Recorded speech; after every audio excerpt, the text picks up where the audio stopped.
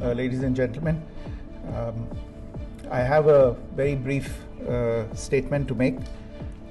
Following that, as you know, there will be a briefing by my colleagues from the military. The Director General of Military Operations of Pakistan called the Director General of Military Operations of India at 15:35 hours earlier this afternoon. It was agreed between them that both sides would stop all firing and military action on land and in the air and sea with effect from 1700 hours Indian Standard Time today. Instructions have been given on both sides to give effect to this understanding. The Directors General of Military Operations will talk again on the 12th of May at 1200 hours. Thank you. When terror strikes, it leaves more than broken bodies. It scars the soul of a nation.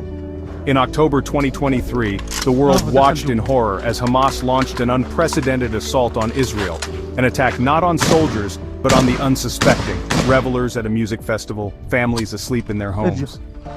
Barely 2 years later, in April 2025, India wept as unarmed tourists, vacationers seeking only peace, were ambushed and slaughtered in cold blood.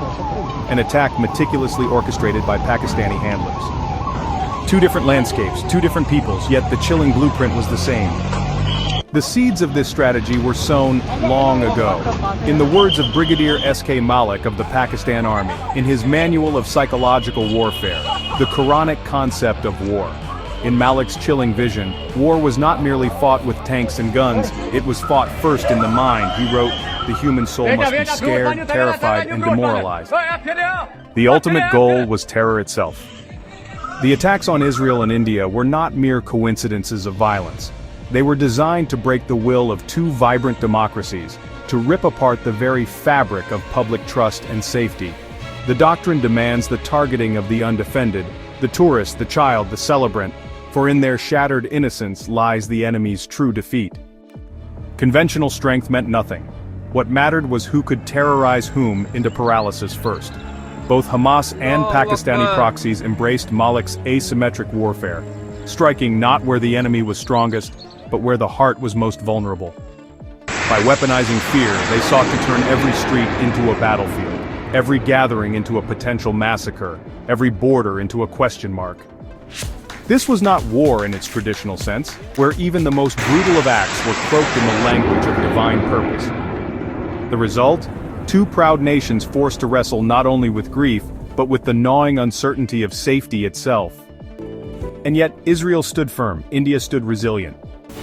For terror can shatter bodies, it can shake foundations, but the human spirit, united, vigilant, unyielding, remains beyond the reach of even the darkest doctrines. In the end, it is not the force of terror that defines us, but the strength of our will to rise beyond it. Pakistan ने अब जो नया हमला किया उसका नाम उन्होंने रखा है कि बुनियानन मरसूसन, माने ये कुरान शरीफ की असफ सूरत की आयत नंबर 4 है, जिसमें अल्लाह ये कह रहा है कि तुम अल्लाह से मोहब्बत करते तो एक सीसा पिलाही दीवार की तरह खड़े हो जाओ। मगर इतने झूठे हैं ये पाकिस्तान की आर्मी, उनका एस्टेब्लिशमेंट। अगर आप उसी सूरे में देखेंगे तो उस सूरे की आयत नंबर 2 में अल्लाह फरमा रहा है कि तुम क्यों ऐसी बात कहते हो जो करते नहीं हो। इसके बाद ये आयत आ रही है। तो इतने झूठे हैं कि कुरान को भी, आयत को भी उसका पूरा मकसद हासिल नहीं करना चाहते। और ये नहीं बोल रहे कि कुरान में अल्लाह फरमाया कि या अय्युहल्लज़ीना आमनू लिमा तक़ूलूना मा ला तफ़अलून, कि तुम क्यों ऐसी बात कहते हो जो करते नहीं हो। और फिर आप चले गए सीसा पिलाई हुई दीवार, क्या कि बुनियानन मरसूसन। तो क्या हमारे पड़ोसी मुल्क जब ईस्ट पाकिस्तान में बांग्लादेशियों, बंगाली मुसलमानों पर आप गोलियां चला रहे थे, तो क्या आप सीसा पिलाई हुई दीवार भूल गए थे? उस जमाने में उनके जो बहुत बड़े लीडर थे, भुट्टो ने बंगाली मुसलमानों को सुअर कहा था। और फिर इनके बहुत बड़े खद्दावर कायद ने कहा था कि जो भारत में मुसलमान हैं वो मलचाज हैं, माने बिल्कुल ही निचली जात के हैं।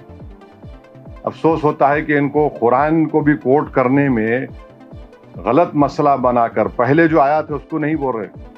अल्लाह क्या फरमा रहा कुरान में कि तुम क्यों ऐसी बात कहते हो जो करते नहीं हो। इस सूरत साफ की आयत है, आप बोल रहे सीसा पिघलाई हुई दीवार।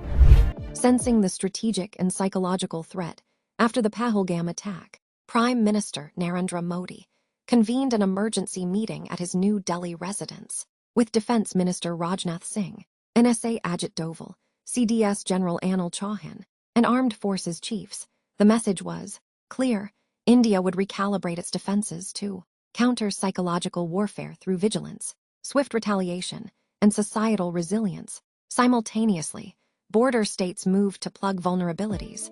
In Bihar's Purnia, Chief Minister Nitish Kumar chaired a high-level review following Operation Sindoor, highlighting the risks of infiltration and radicalization via Nepal and Bangladesh.